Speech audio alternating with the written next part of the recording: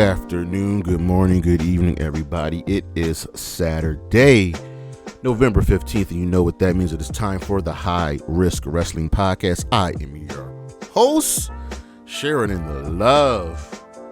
It's me, Jeremy Pierce. Welcome one and all. Check out the socials, Charismatic Creations on Facebook and YouTube, Charismatic_Creations52 on Instagram, and of course, the 215 on Twitter. And today's show, the Ballad of Alexa Bliss. Yes, Alexa Bliss returned at the Royal Rumble, and she is now part of the SmackDown roster. We will take a look at her career and just talk about everything up until this point and see what's next for her. But for now, come on, man, hit my music.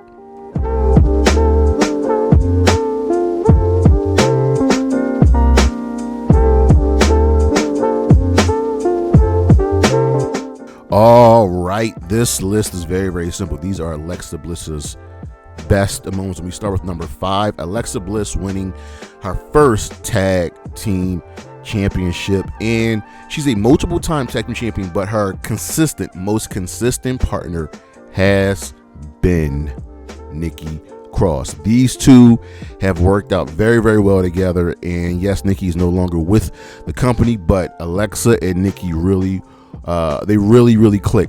They would go on to win their titles the first time around in a fatal 4-way tag team elimination match. These two will go on to win the titles another time. Number 4, defeating Randy Orton. What do you mean defeating Randy Orton? Yes, Alexa Bliss at her most prominent of her career has been featured with Bray Wyatt, and here with Bray, he was feuding with Randy Orton, and well, she was ultimately able to get a W against him after the Fiend was written off of television, and then he came back, allowing her to win at what was that, TLC?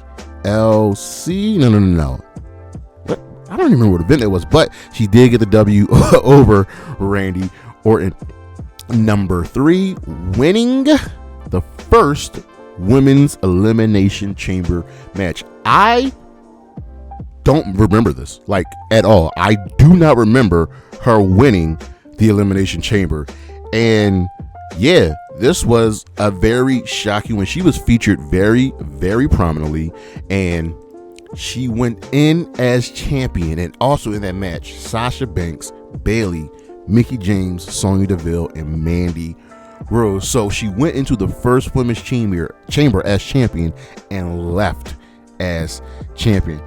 That's pretty good. Number 2, winning the Money in the Bank briefcase. When you win Money in the Bank, this essentially guarantees you a championship, and rarely has that ever not been true. But Alexa Bliss went into the Money in the Bank match and walked out as the winner, and she beat a really good field that consisted of good competitors. She defeated Becky Lynch, Charlotte Flair, Ember Moon, Lana, Naomi, Natalya, and Sasha Banks. Yes, I don't like the big grouping. It's a lot of people from a ladder match, but she ultimately came out on top. And then that same evening, that very same evening, she went on to cash in her Money in the Bank briefcase, defeating Nia Jax. It was a really good night for Miss Bliss.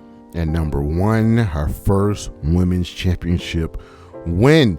When we got the kind of new and improved brand split, SmackDown needed a women's champion, and Becky Lynch became the inaugural women's champion. Becky went on to be a good champion, but ultimately Alexa Bliss would win the championship from her. She defeated Lynch in a tables match to become that championship at the TLC pay-per-view, and it was a good, solid reign, and it showed you what Alexa Bliss could be, and winning that belt was a really good moment for her. She went on to win many more, but you never ever forget your first. We'll be right back.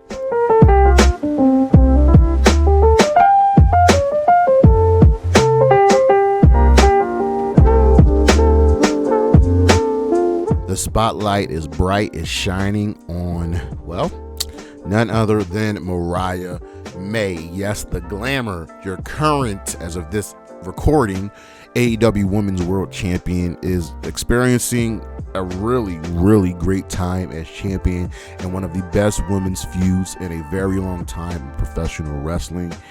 And I am truly happy that she's able to become that star, become one of the faces of the AEW women's division. She has now a lifelong opponent, a lifelong a feud with timeless Toni Storm. And the real question is, how will she recover? Win or lose, you cannot let this falter. This would be the moment where I can see Mariah May pivoting to the TBS championship, pivoting to another big feud, because you have now made yourself a bona fide star in Mariah May. She is excellent on the mic. She looks fantastic in the ring. She is the complete package and has a very, very long and lucrative career ahead of her. I'm looking forward to Grand Slam. I'm looking forward to seeing Mariah on May TV. That's how you build up someone. That means they've done an excellent job. She has acquitted herself well as champion, and I'm definitely expecting to see more championship reigns for her. We'll be right back.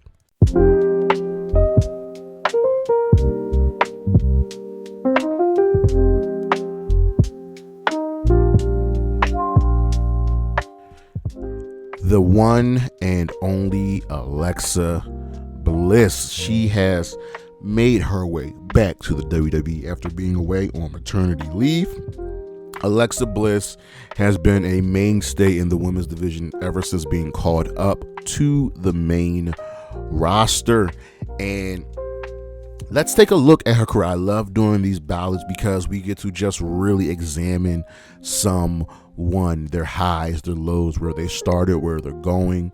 And we start with her in NXT. She had no prior wrestling training when she joined the WWE in 2013. We know why she got signed. She's a good-looking girl. So she signed up to NXT, their development territory, and she made her first appearance congratulating the inaugural champion, Saraya, a.k.a. Paige, and she was added to that roster page.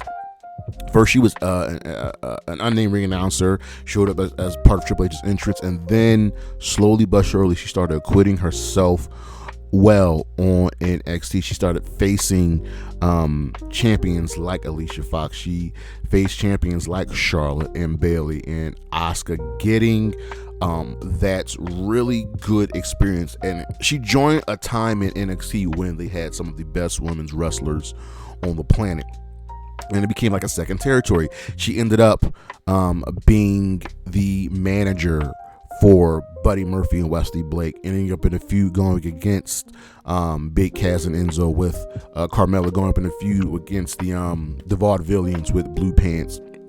And slowly but surely, she was going in and out, doing really, really well for herself. And the thing that ultimately helped Alexa Bliss was she has good facial mannerisms, and you can see the growth of her in NXT. And again, like I said, she was facing many a champion, facing many women who ultimately would go on to do bigger and better things on the main roster.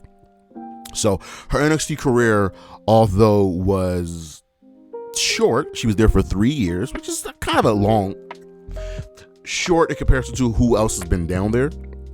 She gets called up to the main roster, and she was given this kind of goddess gimmick. And she started out in 2016 on the main roster as part of the SmackDown brand, being part of the SmackDown roster in that 2016 draft.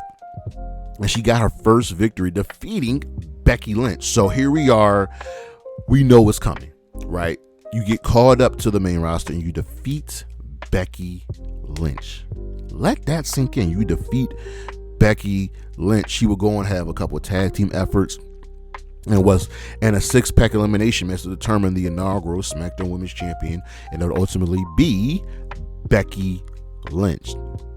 So here you are on this roster with Becky and Carmella and Naomi and Natalya, and you're small. Like, you compare Alexa to a lot of the women, she's the smallest on the roster. Even still today, it's like her and Roxanne Perez. So Um, Alexa ultimately defeats Becky Lynch in a tables match to win her first women's championship. This took place at the TLC pay-per-view. And she defeated Alexa Bliss, becoming the champion. And she would defend the championship again. She defended it against Becky Lynch in a steel cage match following interference from Mickie James. And this is the first part of Alexa Bliss that I really didn't like. Like, why are you having a Hall of Famer, one of the greats, who clearly outclasses and outshines Alexa Bliss, playing second fiddle to Alexa Bliss? That's just my personal preference because I love me some Mickie James. But we'll dive into, again, the pros and the cons of Alexa Bliss after we finish this ballot. But she's now teamed up with Mickie James, who is kind of being her heavy and helping Alexa win matches left and right. And that fitted her because Alexa's not the greatest in the ring, so you have to find ways to get her W's. So Bliss would lose the championship, right, at the Elimination Chamber event to Naomi, and then she got it back because Naomi was forced to vacate the title and Becky got it. So, like, already a two-time champion within a span of 2 years. Actually, 1 year. Then Naomi finally got it back. So now Alexa, loses a championship. She's then moved over to the Raw roster in 2017. And there she confronted Bayley. And this is one of the worst parts of Alexa Bliss's entire career because this feud with Bayley was just not good. We had the horrible Bayley This Is Your Life segment. We had the kendo stick on a pole match, but she ultimately would go on to defeat Bayley to become the new Raw Women's Championship. And here's a fun fact. Here's a trivia question. Who's the first woman to ever be the first ever Raw and SmackDown Women's Championship to win both titles? That would be Alexa Bliss. So she would retain that championship and then start a really good feud with Sasha Banks. But here's the thing. So Bayley and Sasha did not like each other. Going back to their days in NXT, they had no love for each other. And I can understand why. We talk about Sasha Banks. She played second fiddle to a lot of women when she eclipses a lot of women at that time. So Alexa, Raw Women's Champion, loses it, gets it back 8 days later. And then she started a little something with Mickie James, and they had a match, and she beat Mickie twice. So all of that previously on SmackDown was for naught. She then went on to win the first ever Women's Elimination Chamber match. There's another trivia question for her. She would be part of the Mixed Match Challenge with Braun Strowman, and that really worked out for her. And then she went into this bullying feud with Nia Jax, and when Bliss lost the title to Nia at WrestleMania, Bliss was champion for 223 days. I don't know how they were able to pull that off, how they would convince someone, hey, she's a credible threat. But yeah, she lost the championship to Nia Jax, but in real life, her and Nia are the best of friends. If you ever see them interact with each other, it's very, very good. So after losing the title, she won a triple threat match to earn a spot in the Women's Money in the Bank ladder match, which she ultimately won and cashed in that same night, defeating Nia Jax. So now she's won the Raw Women's Championship for a third time. So within a span of being called up on the main roster in 2016, so from 2016 to 2018, she has already been a 5-time women's champion. That's astounding. It just worked. Something about her was clicking, right? So then she defeated Nia Jax, retained the championship, and guess what? The first ever Women's Extreme Rules match. Once again, trivia, and their feud was over. She would then lose the championship to Ronda Rousey at SummerSlam and failed to get the belt back at the Hell in a Cell pay-per-view. So from 2018 to 2019, right? She was limited with her in-ring duties. She started a feud with Trish and Lita, which will lead to a match at Evolution. And Bliss was injured because she suffered a concussion. at Hell in a Cell. She was replaced by Alicia Fox, but she did accompany Mickey and Alicia to the ring. But ultimately, come on, Trish and Lita was going to win that match. She was then the team captain for Team Raw. This is all again due to the concussion at Survivor Series. And then she was named the new head of the Raw Women's Division. So she was out for like a good minute with that concussion and really suffered. That was her second injury, I believe. And then she had a new interview segment. We get those to talk shows called, and this was called A Moment of Bliss. It worked, right? So everything was clicking, but she still wasn't medically cleared to compete. But they found a way to keep her on TV. You know what? I give them credit for that. And then she transitioned in 2019 to the tag team division, where she reignited her feud with Bayley to become the number one contender to Bayley's SmackDown Women's Championship, and she failed to win. Following that, in her first attempt to capture the Women's Tag Team Championship, she teamed up with a Nikki Cross.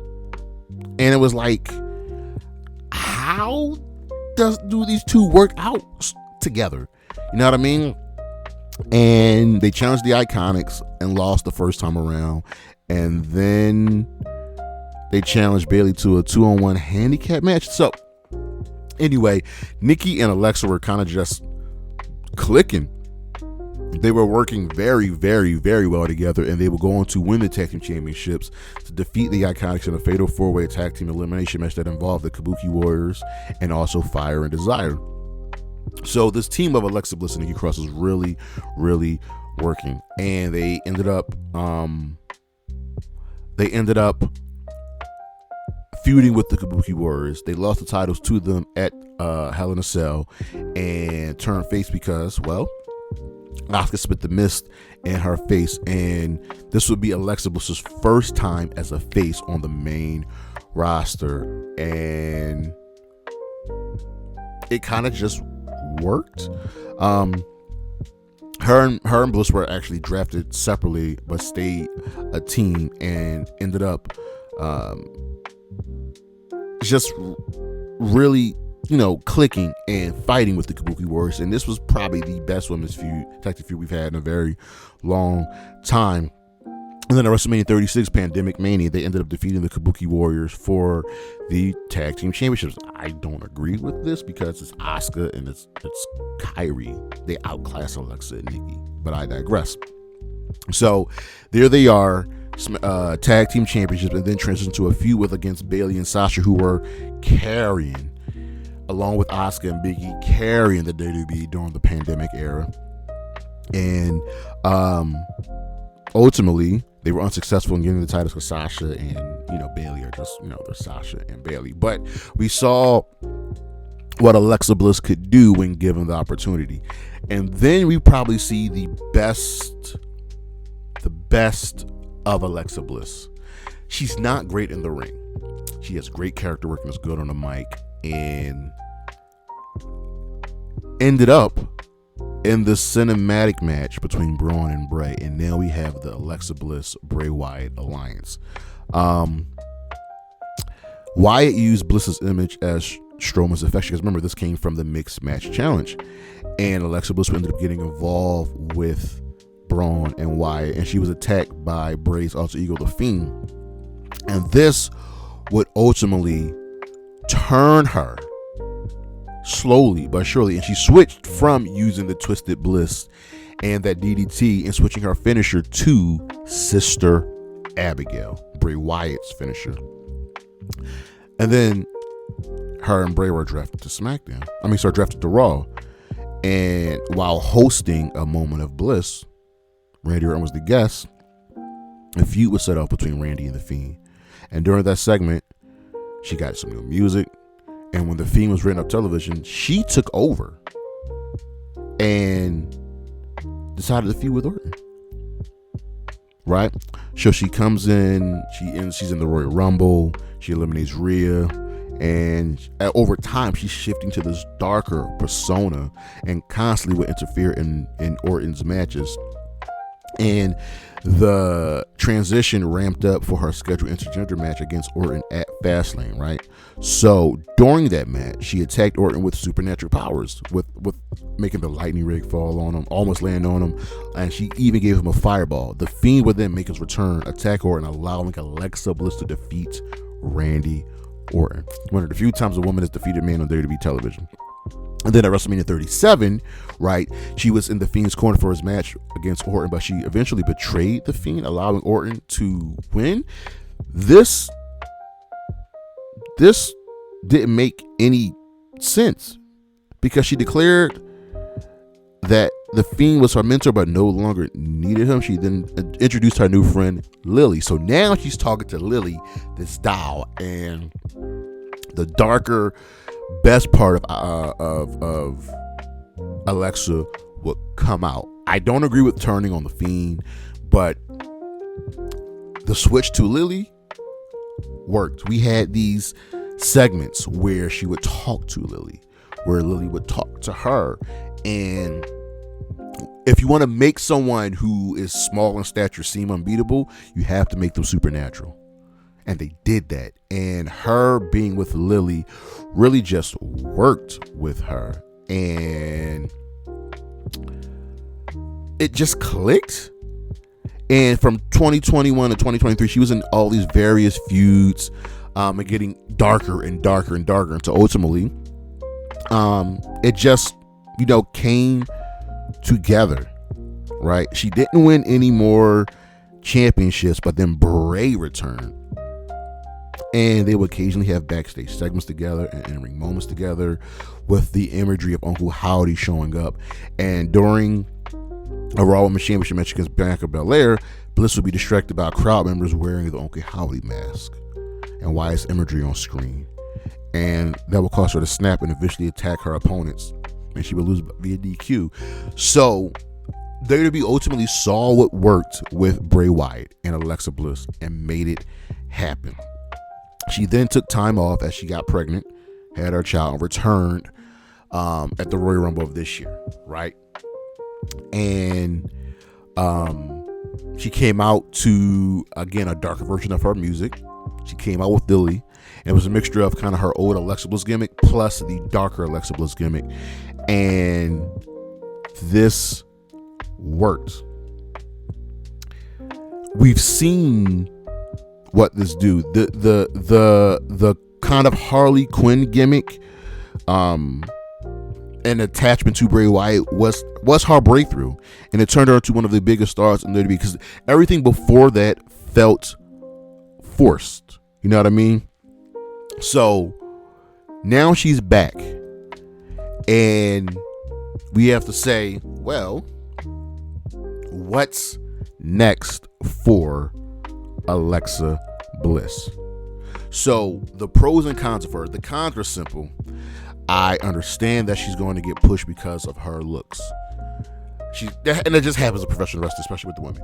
But she's also going to get pushed because of her mic work and her gimmick work, right? And she's not the greatest in-ring talent, so you have to find ways to have other women who are just better than her, who are more competent than her in the ring, dumb themselves down to her. And it sucks, but that's just the nature of the beast. But then the pros of Alexa Bliss are the fact that she's really good on the mic. And when she finally switched over to this Harley Quinn gimmick and being associated with Bray Wyatt, it clicked. Like, she can't go back to anything she's done before that because it would just seem unnecessary. And now she's broken through, and she will always seem like a main eventer because they followed up on that. So you ask yourself, well, what's next for her? Well, here's the thing. I don't think Alexa Bliss should be winning any more world championships. The main roster is just too crowded, and there are just too many good women that are just better than her. And unless you dive fully into the more supernatural gimmick, and if you watch a SmackDown, it looks like Bray and the Wyatt Six and Uncle Howdy are coming for her. WWE introduced two new championships, the Women's Intercontinental and United States Championship. Ladies and gentlemen, that is where she will fit. There, she will reign long. There, she will be a great champion. Then maybe, just maybe, get one more world title run. Maybe, just maybe, one more Money in the Bank win. Because as much as I dislike a wrestler losing to someone who's better than them in the ring, I can recognize the reasons why. And I'll tell you this, since Alexa Bliss's affiliation with Bray Wyatt and the family and the Fiend, I've become a better fan of hers. So there it is, ladies and gentlemen, the Ballad of Alexa Bliss. Looking forward to seeing what's next for her, but thank you for listening. Thank you for watching. Look what's on the screen, what we got coming up for the rest of the month. I'm trying to get most of these videos squared away for you, especially on Monday. But check out the socials, Charismatic Creations on Facebook and YouTube, Charismatic_Creations52 on Instagram, and of course, the 215 on Twitter. And it's always Anna J, Willow Nightingale, Chris Statlander, Gigi Dolan, Bailey, and Isla Dawn. Holla at your boy. Peace.